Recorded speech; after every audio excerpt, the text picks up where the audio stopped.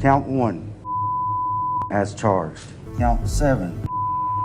This police officer lied to the world about a very disturbing crime. While the evidence is stacked against him, he truly thinks that he can lie his way out of a jail cell. So what you just presented to this jury is absolutely absurd and not factual at all. I put that baggie in the front driver's side floorboard. I never seen it again.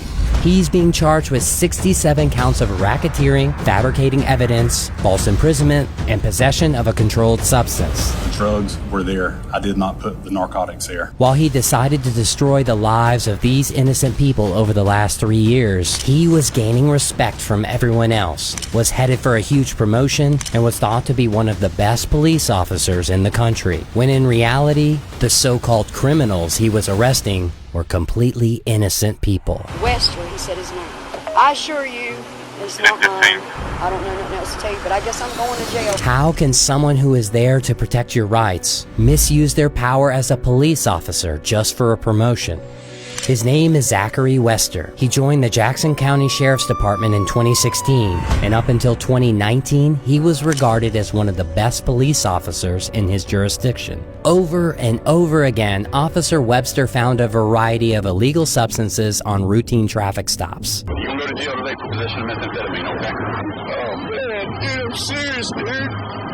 Anything, what you want me to do, man? He was making arrests so frequently that some of his bosses decided to take a closer look to see what was really going on. This video was used as key evidence in the case against him. It might be hard to tell, but if you look close, the prosecution say that what we see here are his own drugs that he was just about to plant in an innocent couple's car.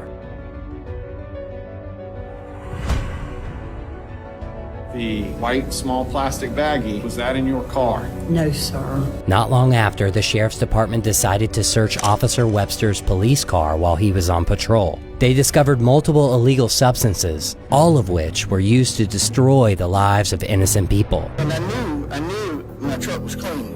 I knew it was. After all of this, all of his arrests became very suspicious. They reviewed over 50 arrests captured on his body cam footage. And while he was very good at hiding his actions from the camera, there was one thing he couldn't explain. My camera, I guess, hit the seat. Same way it happened in James Fears? Yes, sir, correct. Same way in Stephen Van? That is correct. Why in the world would that have been deleted? I wish I knew that answer. Not just that, he stopped people without any reason. Hey man, Deputy Wester with Jackson County Sheriff's Office. The reason for my traffic stop, just doing a routine check of the tag, it's not coming back with anything for this tag.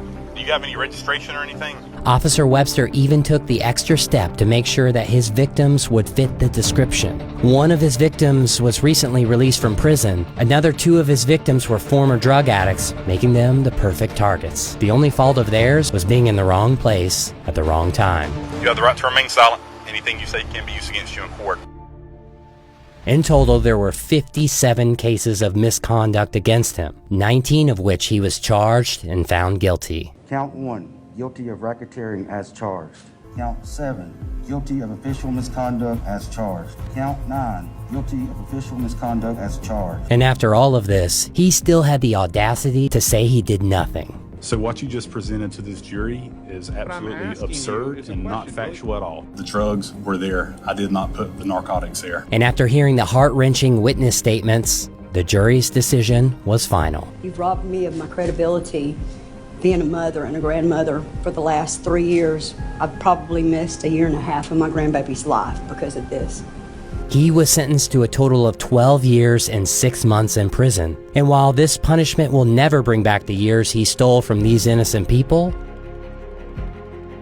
it will, however, become an unprecedented example of what police corruption looks like in America. He used the power of his badge to commit over 60 crimes against 12 members of this community. If we can't trust an officer of the law, who can we trust?